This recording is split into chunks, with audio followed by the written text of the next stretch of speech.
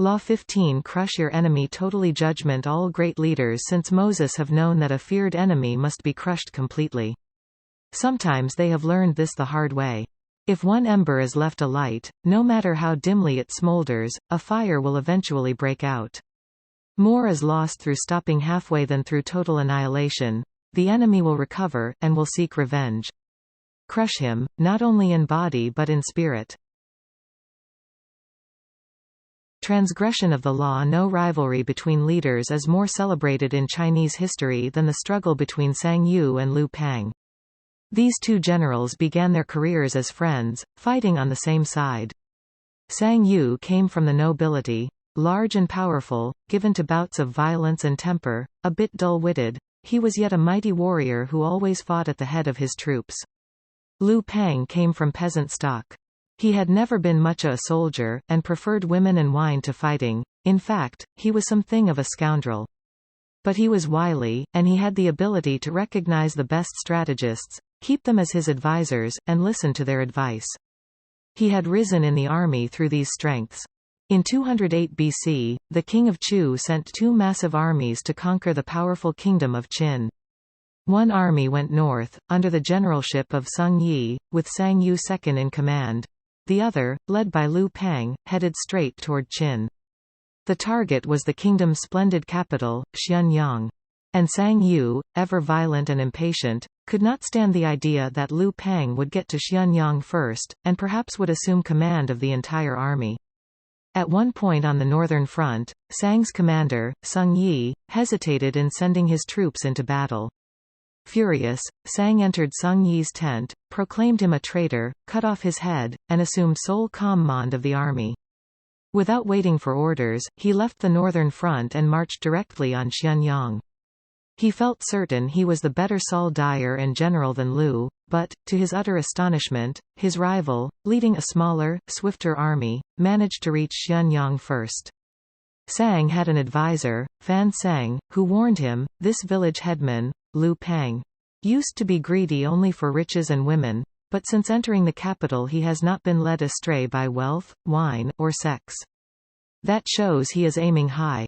Fan Sang urged Sang to kill his rival before it was too late. He told the general to invite the wily peasant to a banquet at their camp outside Xianyang, and, in the midst of a celebratory sword dance, to have his head cut off. The invitation was sent.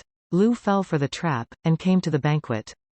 But Sang hesitated in ordering the sword dance, and by the time he gave the signal, Liu had sensed a trap, and managed to escape.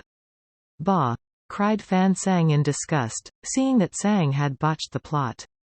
"One cannot plan with a simpleton. Liu Pang will steal your empire yet and make us all his prisoners." Realizing his mistake, Sang hurriedly marched on Xianyang, this time determined to hack off his rival's head. Liu was never one to fight when the odds were against him, and he abandoned the city. Sang captured Xianyang, murdered the young prince of Qin, and burned the city to the ground. Liu was now Sang's bitter enemy, and he pursued him for many months, finally cornering him in a walled city. Lacking food, his army in disarray, Liu sued for peace. "Let him go again," Fan Sang warned Sang, "crush him now. If you again, you will be sorry later." But Sang decided to be merciful. He wanted to bring Liu back to Chu alive, and to force his former friend to acknowledge him as master. But Fan proved right. Liu managed to use the negotiations for his surrender as a distraction, and he escaped with a small army. Sang, amazed that he had yet again let his rival slip away, once more set out after Liu, this time with such ferocity that he seemed to have lost his mind. At one point, having captured Liu's father in battle, Sang stood the old man up during the fighting and yelled to Liu across the line of troops, "Surrender now, or I shall boil your father alive." Liu calmly answered, "But we are sworn brothers. So my father is your father also. If you insist on boiling your own father, send me a bowl of the soup." Sang backed down, and the struggle continued. A few weeks later, in the thick of the hunt, Sang scattered his forces unwisely, and in a surprise attack Liu was able to surround his main Gary son. For the first time the tables were turned. Now it was Sang who sued for peace. Lu's top advisor urged him to destroy Sang, crush his army, show no mercy. To let him go would be like rearing a tiger, it will devour you later, the advisor said. Lu agreed. Making a false treaty, he lured Sang into relaxing his defense, then slaughtered almost all of his army. Sang managed to escape. Alone and on foot, knowing that Lu had put a bounty on his head, he came upon a small group of his own retreating soldiers, and cried out, "I hear Lu Pang has offered 1,000 pieces of gold and a fief of 10,000 families for my head. Let me do you a favor." Then he slit his own throat and died. Interpretation: Sang Yu had proven his ruthlessness on many an occasion. He rarely hesitated in doing away with a rival if it served his purposes. But with Lu Pang he acted differently. He respected his rival, and did not want to defeat him through deception. He wanted to prove his superiority on the battlefield, even to force the clever Lu to surrender and to serve him. Every time he had his rival in his hands, something made him hesitate, a fatal sympathy with or respect for the man who, after all, had once been a friend and comrade in arms. But the moment Sang made it clear that he intended to do away with Lu, yet failed to accomplish it, he sealed his own doom. Lu would not suffer the same hesitation once the tables were turned. This is the fate that faces all of us when we sympathize with our enemies, when pity, or the hope of reconciliation, makes us pull back from doing away with them. We only strengthen their fear and hatred of us. We have beaten them, and they are humiliated, yet we nurture these resentful vipers who will one day kill us. Power cannot be dealt with this way. It must be exterminated, crushed, and denied the chance to return to haunt us. This is all the truer with a former friend who has become an enemy. The law governing fatal antagonisms reads, reconciliation is out of the question. Only one side can win, and it must win totally. Lu Pang learned this lesson well. After defeating Sang Yu, this son of a farmer went on to become supreme commander of the armies of Chu. Crushing his next rival, the king of Chu, his own former leader, he crowned himself emperor, defeated everyone in his path, and went down in history as one of the greatest rulers of China, the immortal Han Cao-Su, founder of the Han dynasty. Those who seek to achieve things should show no mercy. Kautilya, Indian philosopher, 3rd century BC, observance of the law. Wu Chao, born in AD 625, was the daughter of a duke, and as a beautiful young woman of many charms, she was accordingly attached to the harem of Emperor Taisung.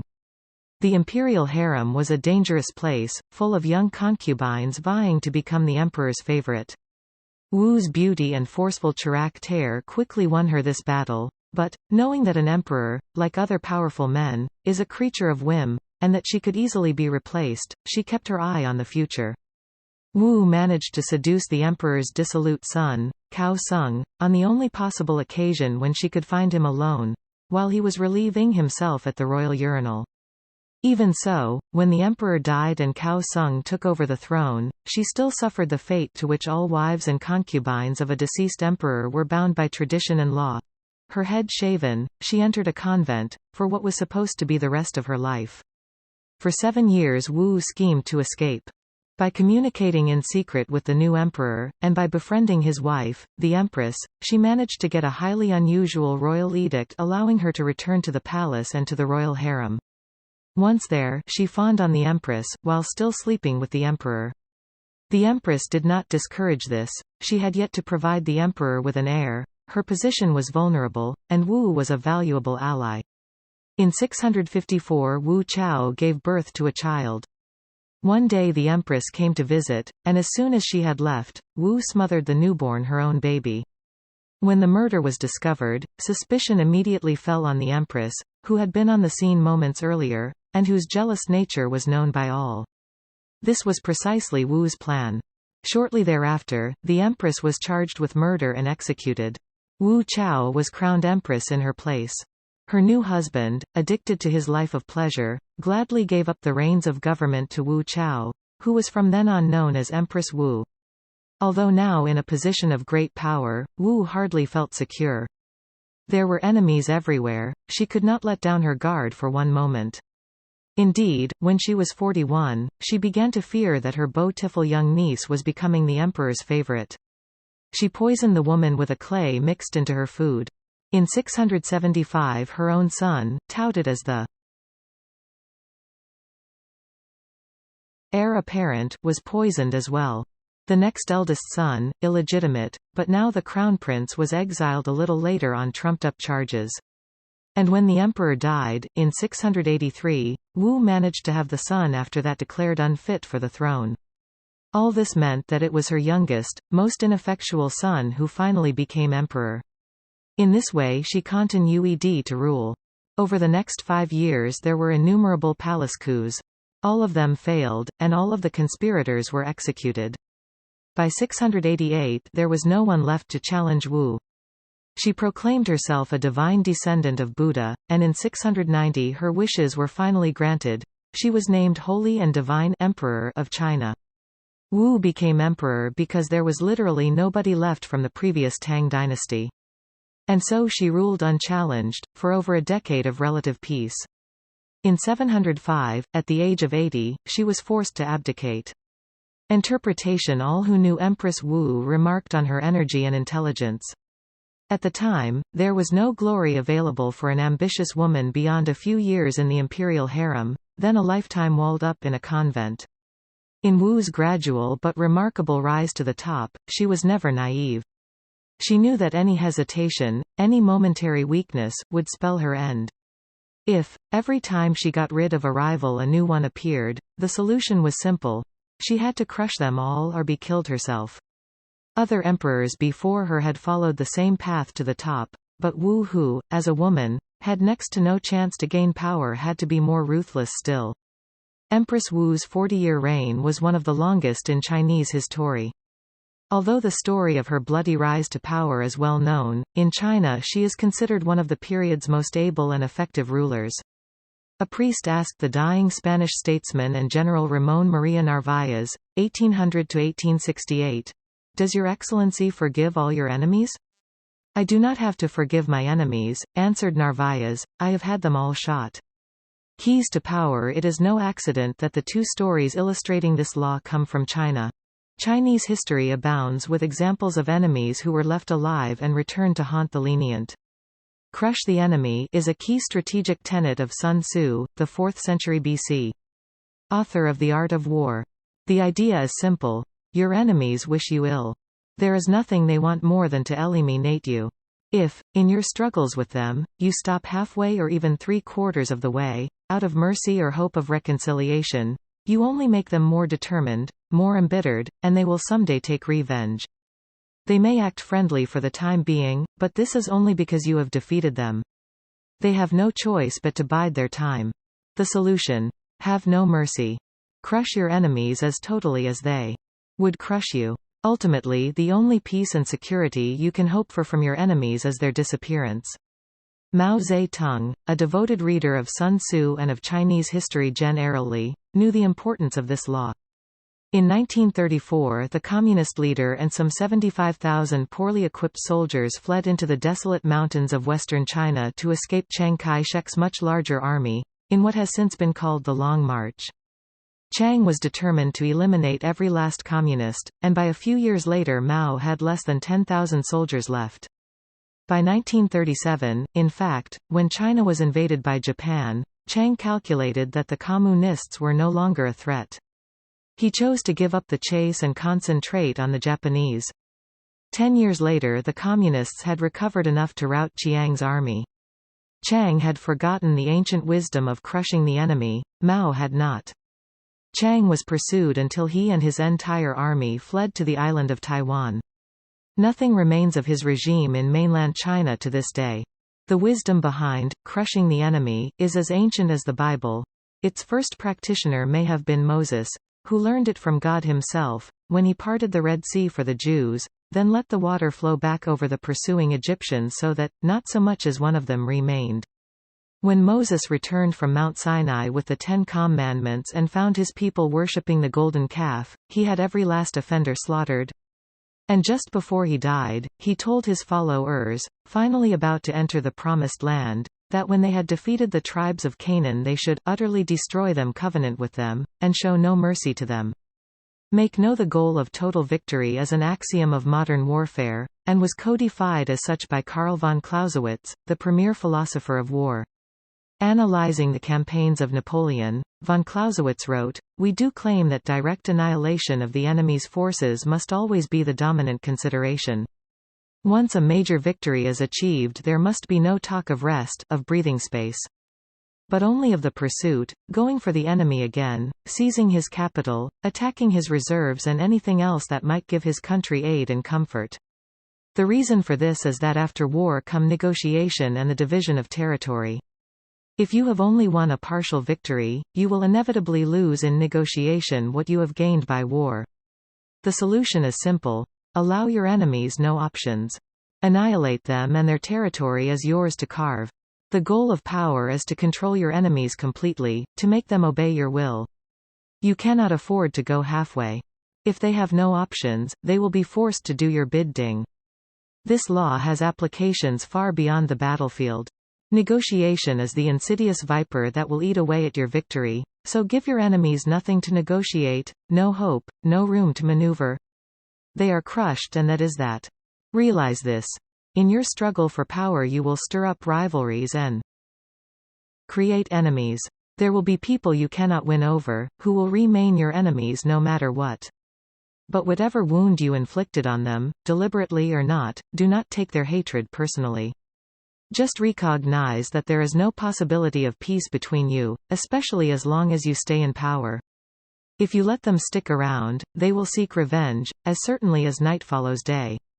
To wait for them to show their cards is just silly, as Empress Wu understood, by then it will be too late. Be realistic. With an enemy like this around, you will never be secure. Remember the lessons of history, and the wisdom of Moses and Mao, never go halfway. It is not, of course, a question of murder, it is a question of banishment.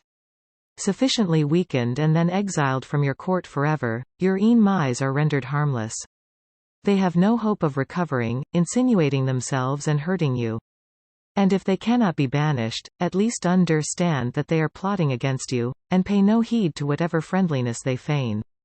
Your only weapon in such a situation is your own wariness. If you cannot banish them immediately, then plot for the best time to act. Image. A viper crushed beneath your foot but left alive, will rear up and bite you with a double dose of venom. An enemy that is left around is like a half-dead viper that you nurse back to health. Time makes the venom grow stronger. Authority. For it must be noted, that men must either be caressed or else annihilated. They will revenge themselves for small injuries, but cannot do so for great ones. The injury therefore that we do to a man must be such that we need not fear his vengeance. Niccolò Machiavelli, 1469–1520. This law should very rarely be ignored, but it does sometimes happen that it is better to let your enemies destroy themselves, if such a thing is possible, than to make them suffer by your hand. In warfare, for example, a good general knows that if he attacks an army when it is cornered, its soldiers will fight much more fiercely. It is sometimes better, then, to leave them an escape route, a way out. As they retreat, they wear themselves out, and are ultimately more demoralized by the retreat than by any defeat he might inflict on the battlefield. When you have someone on the ropes, then but only when you are sure they have no chance of recovery, you might let them hang themselves. Let them be the agents of their own destruction. The result will be the same, and you won't feel half as bad. Finally, sometimes by crushing an enemy, you embitter them so much that they spend years and years plotting revenge. The Treaty of Versailles had such an effect on the Germans. Some would argue that in the long run it would be better to show some leniency. The problem is, your leniency involves another risk: it may embolden the enemy, which still harbors a grudge, but now has some room to operate. It is almost always wiser to crush your enemy. If they plot revenge years later, do not let your guard down, but simply crush them again.